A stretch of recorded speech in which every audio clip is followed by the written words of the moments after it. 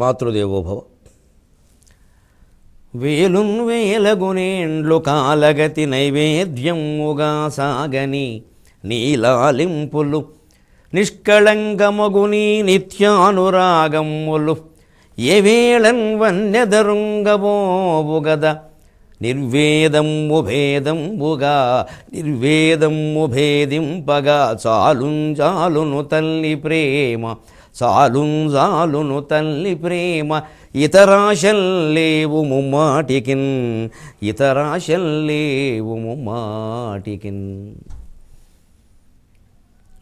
భక్తి టీవీ ప్రేక్షక మహాశయులందరికీ మన్మథనామ సంవత్సర శుభాకాంక్షలు అందజేస్తూ ఆశావాది ఉగాది అనే కార్యక్రమంలో 2వ భాగానికి స్వాగతం పలుకుతున్నాం.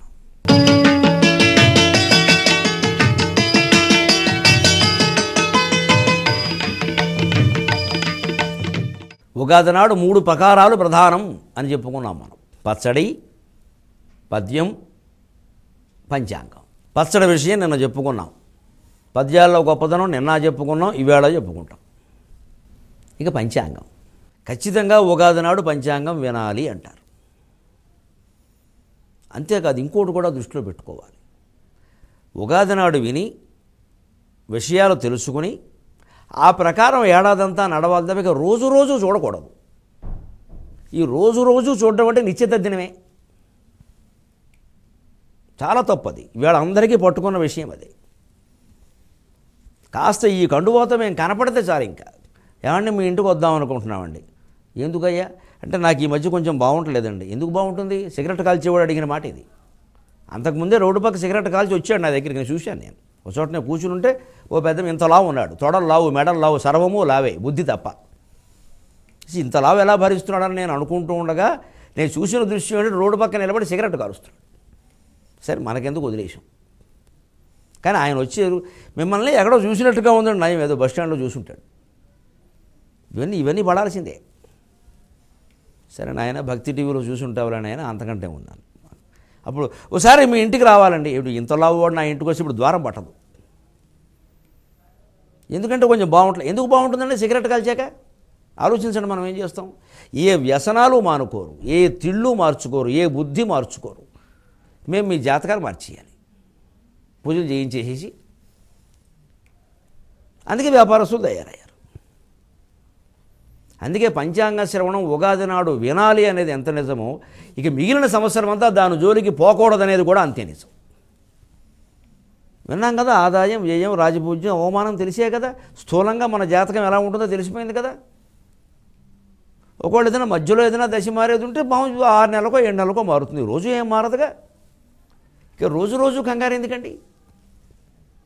అంచేతన పంచాంగ శ్రవణం వినడం, తెలుసుకోవడం ఎంత ముఖ్యమో దాని గురించి ఆందోళన చెందకుండా ఉండడం కూడా అంతే ముఖ్యం. మన పంచాంగాలు పరమ ప్రామాణికాలు, అందులో సందేహమే లేదు. అవన్నీ ఖగోళ శాస్త్రానికి సంబంధించినవి. ముఖ్యంగా ఇటీవల బయటపడిన ఒక విషయం, ఒక 50 ఏళ్లుగా ప్రమాదాలు జరిగిన విమానాలు మీద ఒక పరిశోధన చేస్తే సర్వే, ఆ ప్రమాదాలు జరిగిన విమానాలన్నీ ప్రమాదకరమైన సమయాల్లోనే బయలుదేరాయన్న విషయం బయటపడిందిట. ఎంత ఆశ్చర్యం అండి. అంచేత ఒక విమానం బయలుదేరడానికి సమయం ముఖ్యమా? ముఖ్యమే. శకునం చూసుకునే విమానాలు బయలుదేరలేవు, కానీ సమయం చూసుకోవచ్చు, తప్పేం లేదు. ఒక వ్యక్తి బయలుదేరడానికి అదంత ముఖ్యమో కాదో మనం చెప్పలేం, కానీ అందరి వ్యక్తులకి అది వర్తిస్తుందని అది కుదరదు కూడా. విమానం ఓ సమయానికి బయలుదేరుతుంటే నాకు ఇంకా ముహూర్తం కాలేదంటే అలాగా. కానీ ఒక విమానం ఒక 400-500 మందిని ఎక్కించుకుని ఓ అమెరికా లాంటి దేశానికి బయలుదేరడం కాస్త సమయం చూసుకుని బయలుదేరితే నష్టమైంది. ఎందుకంటే వాతావరణం, వ్యవహారం అంతా, గ్రహ సంచారం వల్ల వచ్చే దోషాలు, గుణాలు సమస్తం అంతా పంచాంగంలో ఉంటుంది. అందుకని అలాంటిది విమాన సంస్థల వాళ్ళు ఆలోచించాలి జ్యోతిష్ శాస్త్రం గురించి బాగా. ఇది ఏ సంస్థ అయినా ఏదో పలానా దేశానికి రోజుకో 2 విమానాలు పంపొచ్చు. సరే 20-30 పంపితే వేరే విషయాలు అవన్నీ. ఆ తక్కువ పంపేటప్పుడు కొన్ని కాస్త సమయాల్లో పంపితే తప్పేముంది. గుడ్డి నమ్మకం కింద ఎందుకు కొట్టిపారేయాలి?